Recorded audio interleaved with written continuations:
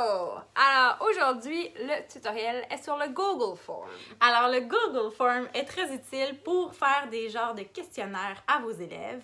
Il y a plusieurs fonctions différentes, vous allez voir, on va tout vous expliquer ça. Mais c'est utile pour vos élèves et aussi pour envoyer aux parents de vos élèves si vous avez plusieurs questions à leur poser. Donc bon visionnement!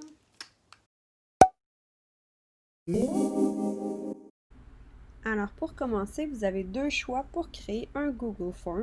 Donc, la première option, c'est de cliquer sur le tic-tac-toe, sélectionner le Forms ici. Donc, vous avez soit vide, donc c'est vous qui le créez, ou sinon vous avez des choix déjà préfaits. Ou sinon, vous pouvez sélectionner un dossier. L'exemple, je vais prendre mathématiques. Cliquez sur Nouveau, plus Google Forms. Et sur la petite flèche, vous avez soit un formulaire vierge que vous créez vous-même ou à partir d'un modèle. Et vous n'avez qu'à faire vos propres questions. Je vais vous montrer comment on fait un examen de sciences. Donc, je vais faire un examen sur le système solaire. Un examen que j'ai déjà fait à mes élèves. Alors, pour commencer, je vais personnaliser le thème. Je vais choisir la couleur ici et je peux changer la police d'écriture. Je vais choisir celle-ci. Alors, je donne un titre à mon examen. Et ici, je peux donner une petite description. Pour la première question, je vais choisir un choix multiple et je vais écrire. Il y a combien de planètes dans notre système solaire? Ça peut être très utile de numéroter vos questions afin que les élèves puissent, ce soit plus facile de faire un suivi. Donc, j'écris la première réponse. Ensuite, j'ajoute une deuxième réponse et une troisième réponse. Vous pouvez ajouter autre si c'est nécessaire et si ça n'aurait pas rapport. C'est important aussi de la mettre obligatoire si c'est un examen, parce que si l'élève oublie d'y répondre, ça va lui donner une petite notification et il va revenir répondre à la question. Aussi, il peut être utile de choisir une image en tête du Google Form. Donc, importer une image, parcourir. Donc, une image sur le système solaire.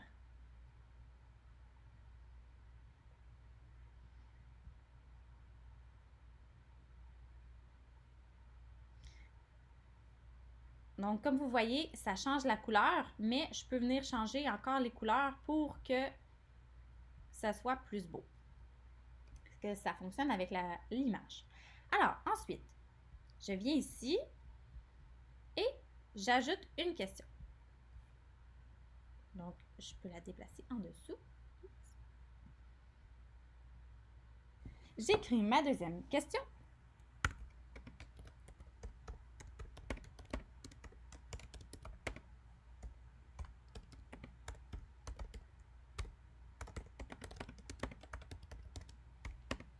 Je peux également écrire une petite description pour aider mes élèves. Donc ici, dans les trois petits points, je clique sur description et je viens expliquer à mes élèves. Écris un court texte dans tes mots qui explique la révolution de la Terre. N'oublie pas de parler du Soleil. Donc j'explique aussi un élément important qu'ils doivent inclure dans leur réponse. Ici, je vais donc choisir paragraphe pour que les élèves puissent écrire une réponse longue. Vous pouvez également choisir une photo afin d'avoir un support visuel. Donc, choisis une photo de la planète Terre. Et vous pouvez la rapetisser, bien sûr. Donc, la mettre de la taille que vous voulez. Ainsi, ça fait plus beau. J'ajoute ma troisième question ici. Vous pouvez également, je vais le supprimer pour vous montrer aussi, vous pouvez dupliquer. Donc, si vous voulez encore faire un paragraphe comme question, vous pouvez dupliquer, ça va donner la même réponse. Ma troisième question est « Trouve l'intrus ». Donc, pour ce faire, je vais choisir les cases à cocher. Je vais ajouter aussi une photo du système solaire.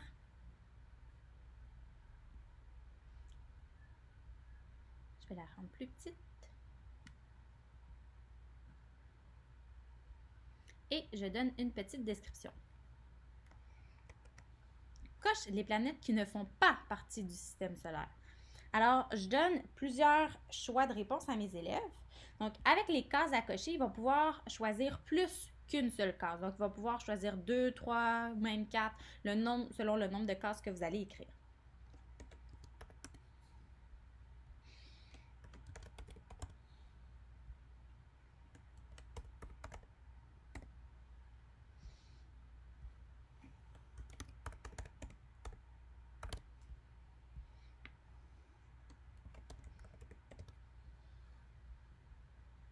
Il est possible aussi, pour voir à quoi ça va ressembler, de venir cliquer sur l'œil ici, donc l'aperçu.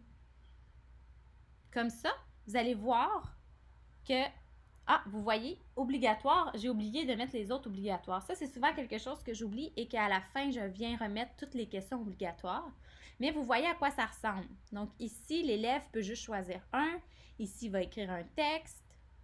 Et ici, il peut en choisir plus qu'une. Donc, ensuite, lorsque vous ne l'envoyez pas, vous venez recliquer ici pour revenir à la page précédente. Alors là, on est en mode édition. Maintenant, la 4e question, je vais choisir la grille de cases à cocher. Ma question sera...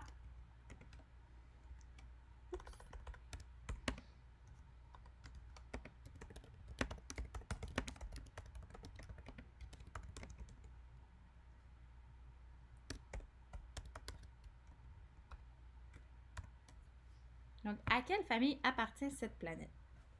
Ce que je veux faire ici, c'est que dans les lignes, j'écris toutes les planètes. Et ensuite, dans les colonnes, j'écris les 3 choix qui seront possibles. Je vais vous le montrer par la suite. Maintenant, je vais écrire les noms des planètes et ensuite les familles des planètes.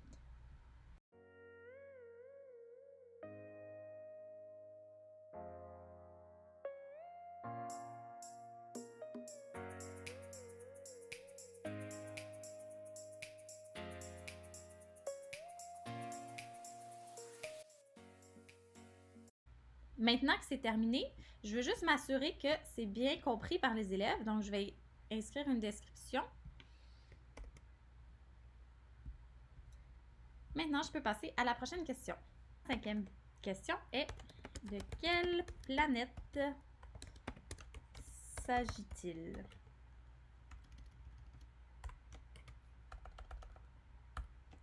Donc, je vais venir mettre un support visuel pour que mes élèves voient que c'est de cette planète-là qu'ils devront donner la réponse à partir de cette photo-là. Et ici, je donne une réponse courte parce que je ne veux même pas leur donner des choix de réponse. Ils savent que elle, c'est Saturne. Prochaine question. Ah non, je vais donner une petite description aussi. Donc, les élèves comprennent qu'ils doivent écrire le nom de la planète qu'ils voient ci-dessous, donc celle-ci. Ma prochaine question. Mars a combien de lunes? Donc, pour cette question, je vais choisir l'échelle linéaire. Donc, je vais écrire de 0 à 3. Donc, les élèves vont choisir est-ce que Mars a 0 lunes, 2 lunes, 3 lunes. Et ici, je vais écrire Mars. Comme ça, si vous voyez, Mars a combien de lunes? Ils vont cocher la bonne réponse. Donc, encore une fois, pour être certaine qu'ils comprennent bien la question, je vais écrire une description. Ici, mon but est vraiment de vous montrer tout le plus de choix maximum pour le sort de question. Donc, on va l'utiliser avec la date. Donc, si ma question est... Si je commence aujourd'hui à calculer la révolution de la Terre autour du Soleil, quelle sera la date de la fin de sa révolution? Donc, les élèves vont pouvoir écrire, parce que ça prend 1 an, donc ils vont pouvoir écrire la date d'aujourd'hui, mais l'année prochaine, en cliquant sur le calendrier. Je vais ajouter aussi une petite description.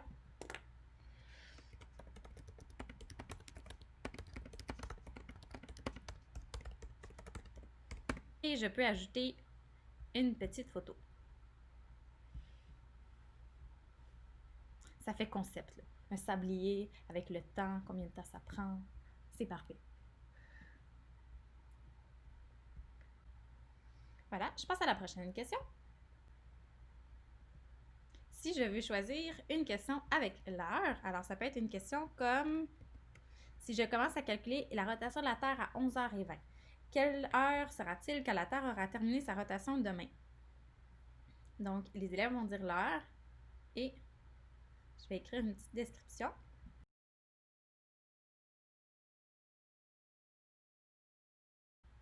Voilà. Nous pouvons passer à l'autre question. Maintenant, je vais mettre une vidéo et je vais venir coller la vidéo sur Internet. C'est celle-ci, Paxi, le système solaire. Donc, préalablement, je suis allée la chercher sur YouTube. J'ai fait copier en haut et je viens la coller ici. Donc, je vais écrire « Regarde cette petite vidéo ». Alors, les élèves écoutent la vidéo et ils doivent répondre avec un petit paragraphe. Après avoir regardé cette vidéo, explique-moi ce qu'est le premier quartier. Je vais également donner une petite description. Maintenant, je vais utiliser la liste déroulante pour ma dernière question. Donc, quelle est la planète la plus proche de la Terre?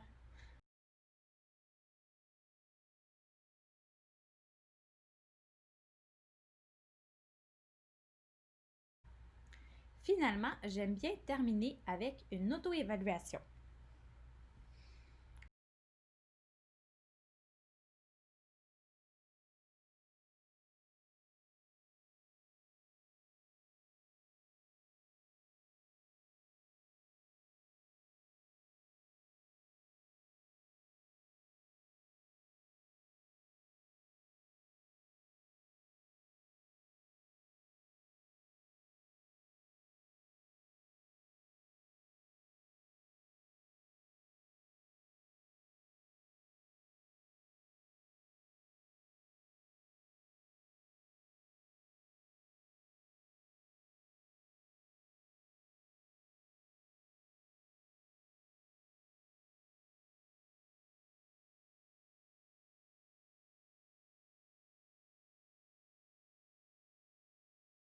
Et voilà, votre examen est terminé. Donc, si vous voulez, comme je vous disais tantôt, on regarde encore tout ce qu'on a fait. Et moi, j'aime revenir pour mettre tout obligatoire.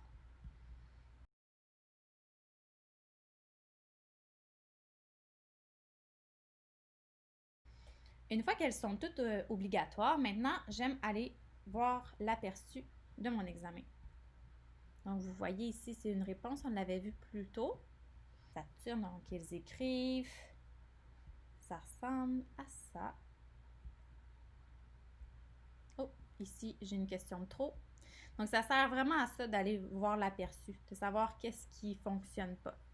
Ici, la liste déroulante, ça ressemble à ça. Voilà. Après, pour l'envoyer, vous cliquez sur envoyer. Vous pouvez soit écrire le email de tous vos élèves, mais ce que je préfère faire, c'est que avec la commission scolaire, on a déjà une liste préfète. Donc, j'envoie simplement le lien. Donc, je le copie et je l'envoie en courriel à mes élèves. Ou si c'est un formulaire pour mes parents, je l'envoie par mes parents. Voici maintenant la section des conseils pratiques. Donc ici, je vais vous expliquer comment on peut ajouter des points. Donc si jamais vous voulez évaluer vos Google Forms, donc c'est simple, mais il faut le savoir. Alors pour évaluer, exemple, les questions, on va aller ici, dans la petite roue, dans la section questionnaire, convertir en questionnaire. Et là, ici, il va y avoir plusieurs questions que vous devez sélectionner. Donc, ici, publier à la note, soit c'est immédiatement après chaque envoi ou plus tard après l'examen. Je conseille fortement d'y aller avec plus tard après l'examen parce que, dans le fond, la plateforme va mettre mauvaise réponse si jamais il y a une faute ou si ce n'est pas exactement ce que vous aviez écrit comme bonne réponse.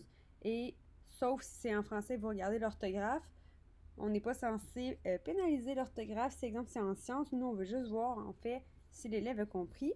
Puis, je ne mettais pas non plus automatiquement les questions aux réponses incorrectes ou les bonnes questions ou le nombre de points parce que ça générait trop de stress.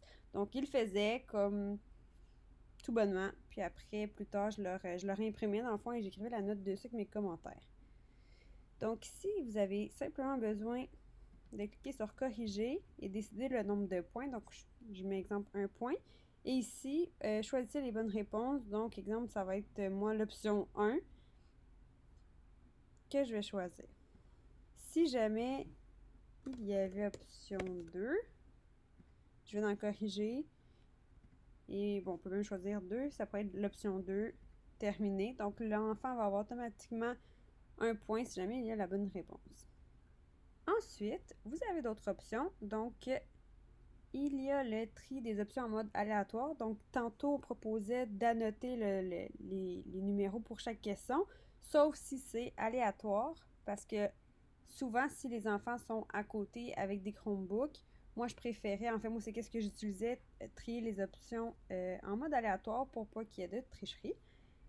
Accéder à une section en fonction de la réponse, c'est un peu comme les jeux de labyrinthe ou exemple, selon les choix de l'enfant, va à la page 10, va à la page 12. Donc, ici, c'est la même chose. Ensuite, dans les paramètres, c'est important de savoir si vous voulez que les enfants puissent modifier leur réponse après avoir fait l'envoi. Personnellement, je ne le coche pas parce que moi, je veux pas qu'ils se parlent, exemple, si c'est à la maison, je veux pas nécessairement qu'ils se parlent entre eux et après modifier leur résultat. Et ici, pour avoir un graphique qui vous montre en fait le récapitulatif et les réponses sous forme de texte. Donc, ça peut être intéressant si jamais vous voulez voir un peu la tangente de votre classe. Ici, vous pouvez écrire un message de confirmation. Donc, ici, c'est déjà écrit « Votre réponse a bien été enregistrée ». À chaque fois, j'aime le personnaliser en disant, par exemple, « Bravo, tu as répondu à toutes les questions. Je suis fière de toi ». Alors, voici un autre exemple que j'avais fait avec ma classe de 3e année l'année dernière. Et là, c'est extrêmement important de ne pas oublier que la première question soit en fait le nom de votre élève. Moi, j'avais demandé le 851 également, mais sinon, vous n'allez pas savoir c'est à qui l'évaluation. Donc, à ne pas oublier. Ensuite, si c'est les réponses, ça vous dit combien d'élèves l'ont envoyé et simplement vérifier avant qu'ils ferment leur Chromebook. Parce que moi, l'année dernière, j'en ai eu comme 5 qui n'avaient pas cliqué sur envoyer, qui avaient tout fermé, qui ont dû recommencer. Donc, ici, vous allez voir les résultats. Comment ça fonctionne, c'est que vous pouvez changer les questions ici. Et là, j'ai les réponses de tout le monde individuellement. Sinon, ça, c'est vraiment un résumé des réponses de tout le groupe. J'allais dans « Individuel ». Et dans cette section-ci, vous avez accès à l'évaluation complète de votre élève. Donc, c'est cette section-ci que j'imprimais et que j'écrivais mes commentaires dessus, tout en inscrivant la note. Comme vous voyez, ça peut vraiment être utilisé dans toutes les matières. Donc, ça, c'est un exemple d'examen que j'avais donné à mes élèves de 6e année sur le contenu d'univers social. Et celui-ci, c'est un exemple de questionnaire que j'ai envoyé à mes parents. Donc, vous voyez, lorsque vous avez envoyé, les réponses sont ici. Donc, vous n'avez qu'à cliquer sur les réponses et vous avez les réponses des examens de tous vos élèves ou de tous vos parents. Hello! C'est pas vrai. Aujourd'hui, on vous présente un tutoriel sur le Google Form. Alors, Google Form I'm est bilingual. I can speak English very well. Thank you very much. Did you like it? I hope you did like it. The bilingual person.